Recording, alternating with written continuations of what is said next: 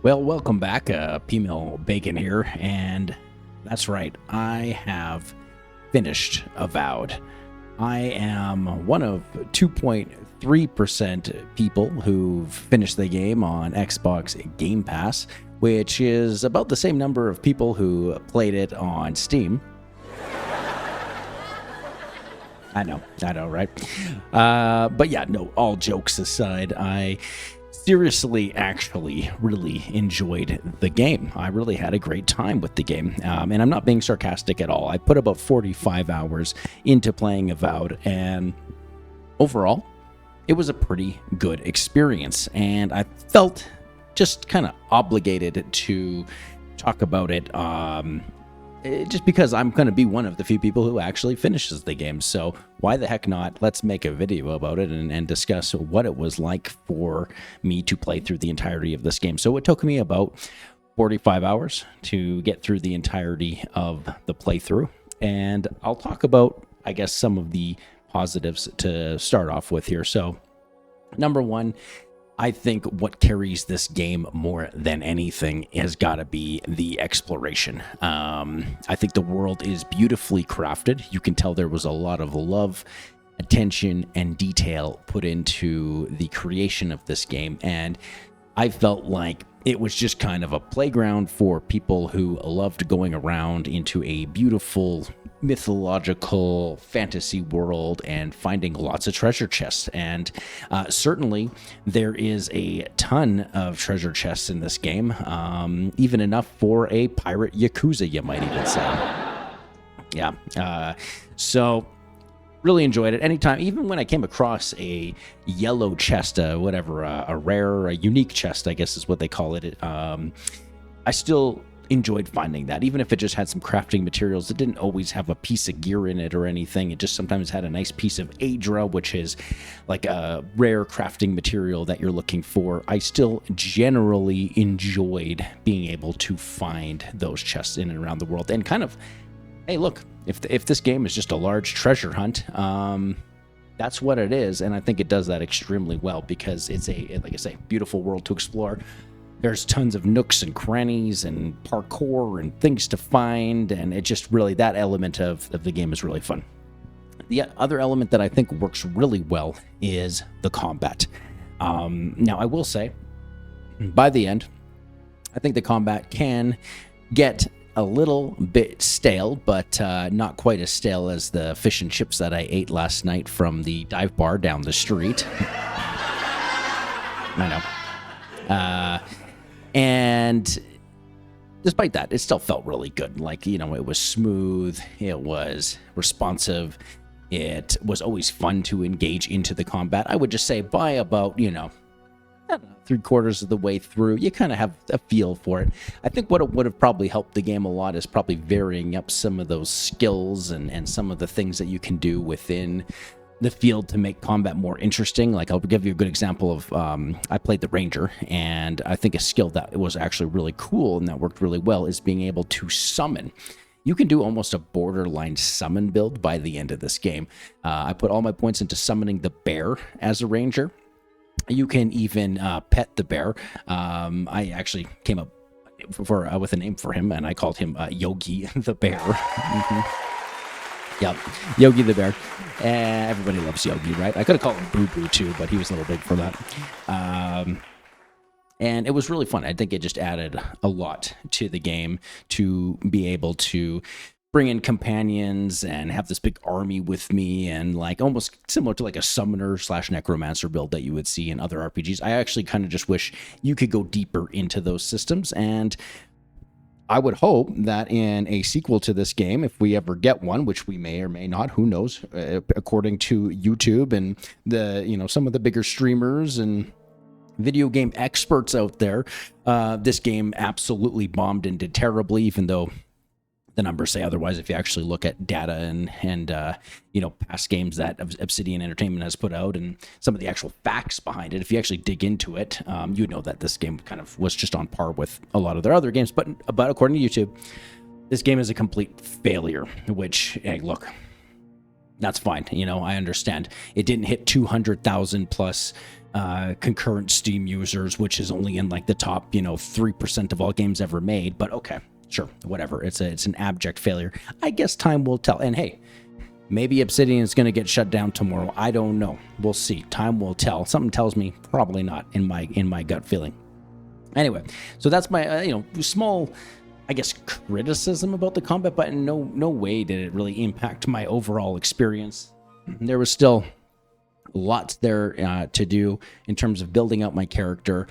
I felt like I could have played through in a couple other builds, right? You have, because I went Ranger, you have your Fighter, and you have your Magic option. So I think there's, a couple other options that if you wanted to do multiple playthroughs of this, you could to experience something different. And I heard a lot of people say that the Grimoire build was a lot of fun, or like wand and gun. I just went, as you can see on the screen here, I went a dual pistol, and then in my other hand I kind of switched it on and off. I did a dual melee, single-handed, one-handed melee build for quite a while, and then eventually I found a bow in the last part of the game, and I was like, oh, this bow's really good, and then I just started using the bow, which was really fun. So generally, I thought the combat was good. It just, it gets a little bit repetitive by the end, but it still felt, at no point in time did it ever feel bad, and every engagement was always fun, and there was new enemies introduced into the combat, actually, right up until the end.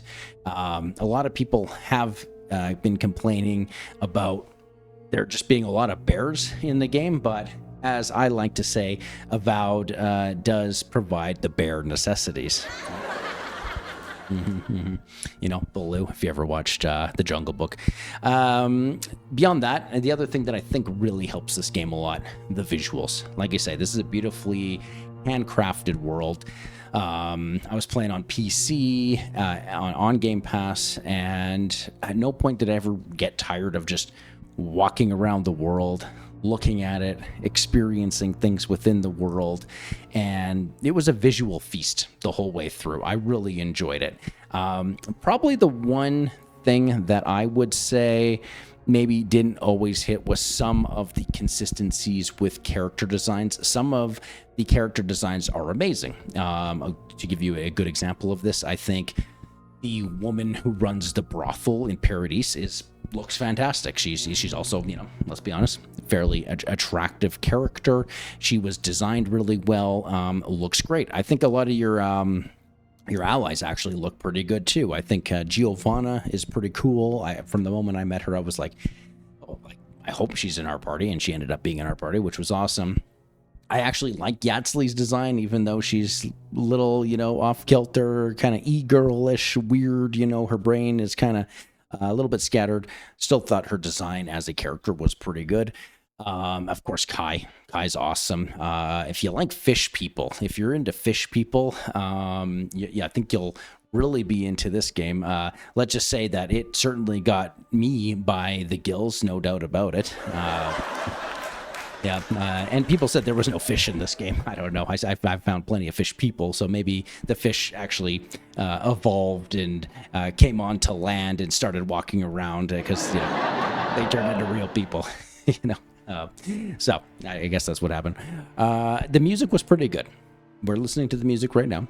I thought the music was good. There was no banger tracks. It wasn't like Skyrim level where you remember those soundtracks for the rest of your life or anything. I just think it set a nice atmosphere, a nice tone for the game and that kind of thing. And generally, it was good. It was pleasing. It was nice to listen to. But it's not a soundtrack that I think I would just put on while I'm riding my bike to work and trying to get the testosterone flowing or anything. Yeah, like I said, it doesn't have that Viking pounding soundtrack that Skyrim has by any means, but still a pretty good soundtrack.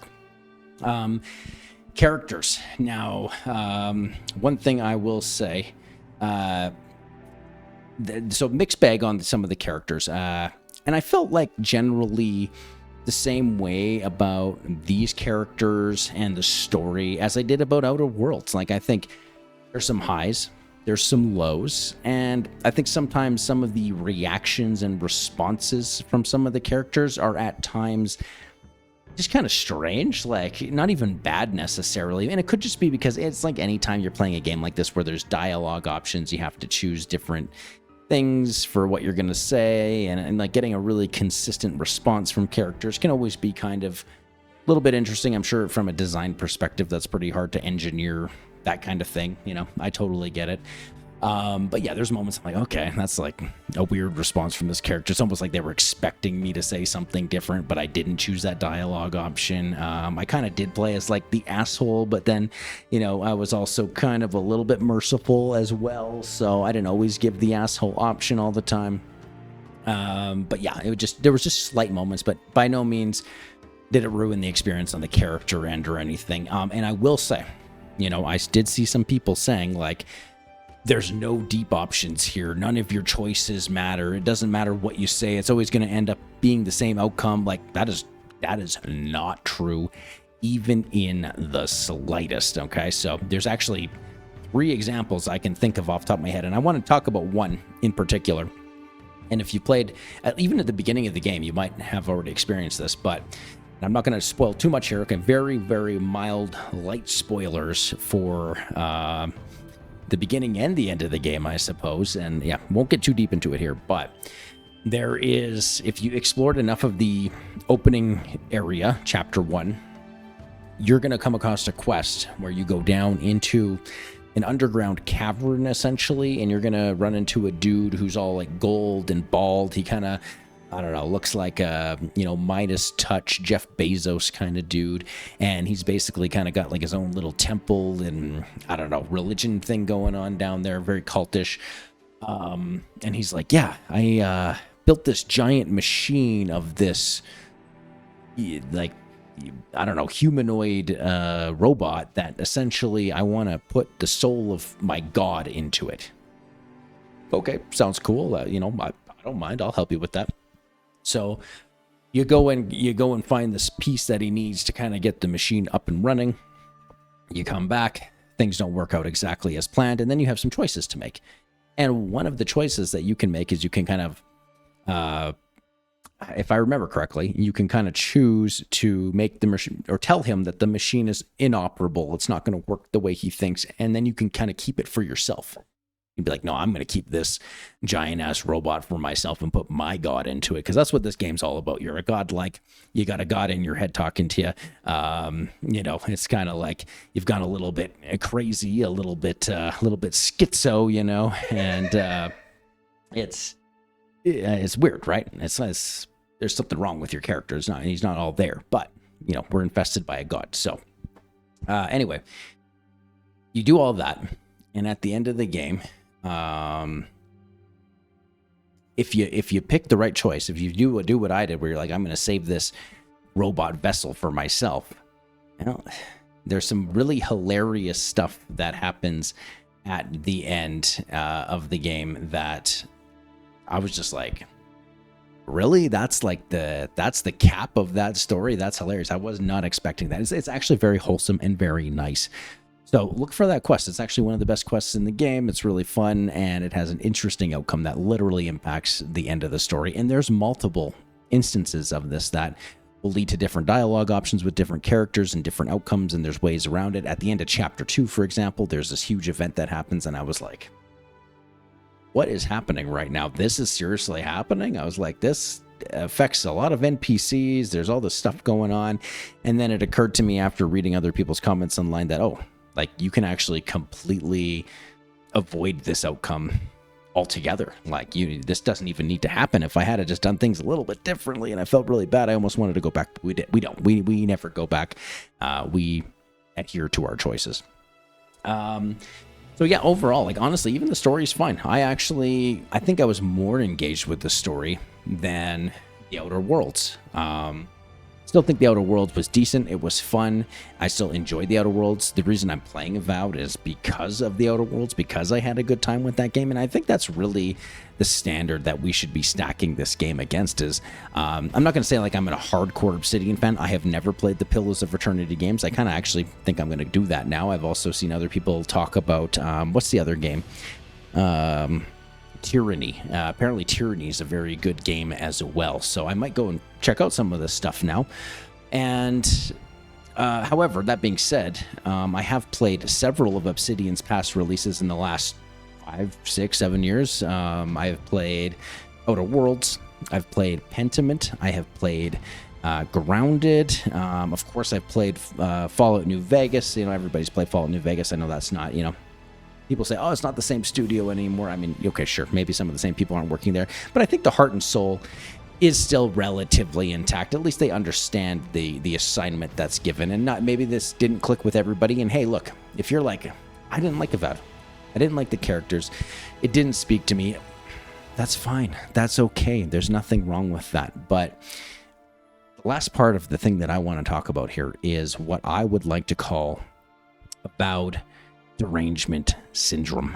And there's a big problem that we have in the modern gaming space where people just want to talk shit about things that they know nothing about. And I mean, maybe it's not a problem. I guess this is just like human nature. People are instantly detracted from things that they don't understand and that they don't ultimately want to understand. There's a fear that's instilled with them. There's a hatred there. I think the easy argument would just be, well, it's just a bad game. It doesn't play like this game or that game. Look, guys, the best game I ever played was 20 years ago, and that was called Ocarina of Time. The Legend of Zelda Ocarina of Time. I'm never getting that experience back, guys. That was an amazing experience. When I played Breath of the Wild, enjoyed it. Meh. When I played Twilight Princess, meh. When I played Wind Waker, okay, well, Wind Waker's freaking amazing, so that was probably like maybe the closest thing, but look, I'm never getting back Ocarina of Time, just like you're never getting back your Skyrim experience. You're never going to have that experience your first time playing World of Warcraft or Half-Life 2 or, Red Dead Redemption 2 or whatever, okay? So, look, let's just put things into an appropriate context where it actually makes sense. In terms of the big picture here, Avowed is right in line with pretty much the quality of Obsidian's other games, which is just pretty good. I will say, actually, I forget if I mentioned, did I mention Pentiment? Pentiment is like a 10 out of 10 game. So if you haven't played Pentiment, that actually is legitimately like a 10 out of 10 Obsidian game. So go play that if you're interested. If you want to see like peak story writing, character development, like just a really unique experimental game, Pentiment is your absolute go-to for that. So check that out. And last point I'm going to talk about here. Look, this game seemed to get a lot of heat for the common curse of modern gaming, which I don't even want to bring it up, but that's woke politics. Okay. Now, I am not a politician. I should never be a politician because I would say things that I couldn't retract. So, but it's just an unavoidable topic with games like this nowadays. Plain and simple. I'm going to make this as simple and straightforward as I can for you guys. This game is as woke as any other game that you have played in the last 10 years. It is as woke as Baldur's Gate 3. It is as woke as Elden Ring. It is as woke as God of War. It is as woke as Red Dead Redemption 2. It is as woke as Skyrim, whatever. Pick your game, your AAA game, and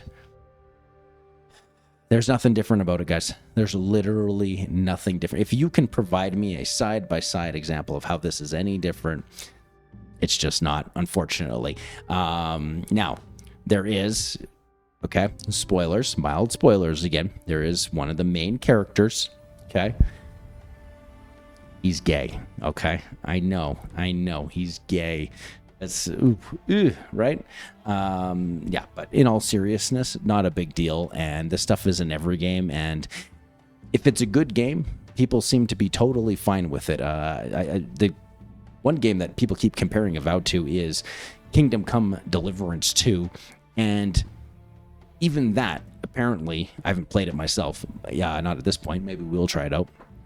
Apparently, one of the main characters in the game you can have a gay relationship with, and there's still a ton of people mad about that, even though this is like, oh, Kingdom Come Deliverance 2 is like just a better Avowed. It's just a better version of Avowed. It destroys it in every single way. Well, I hate to tell you guys, still woke AF, okay? So it's just a stupid conversation. It doesn't get in any way into the specifics of what makes a game good or bad. And admittedly, I don't like when political messaging is shoved in my face either, whether it's, pro-social messaging, whether it's like, anti-immigrant messaging or whatever the hell it is. Like, it could be left-wing politics, it could be right-wing politics. I don't really care. I don't want that shoved in my face either. I think we're all in agreement about that.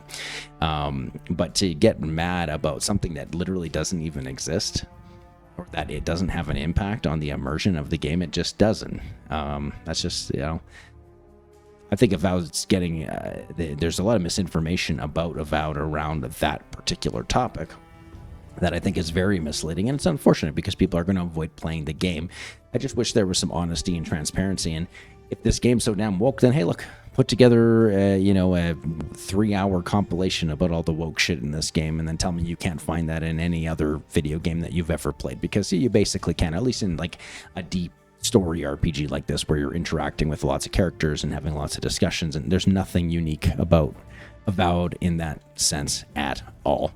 So anyways, coming up here, I wanted to just make this and get some thoughts off my chest, talk a little bit about some of my thoughts behind it, and we are going to be coming up here playing Monster Hunter Wilds as of tomorrow, and we are going to be getting deep into that.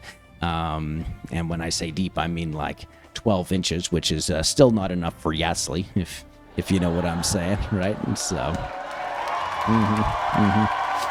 Yatsli, great character, love her, big fan of Yatsli. Anyway, what is your opinion on Avowed? What's your take on it? I hope you enjoyed it.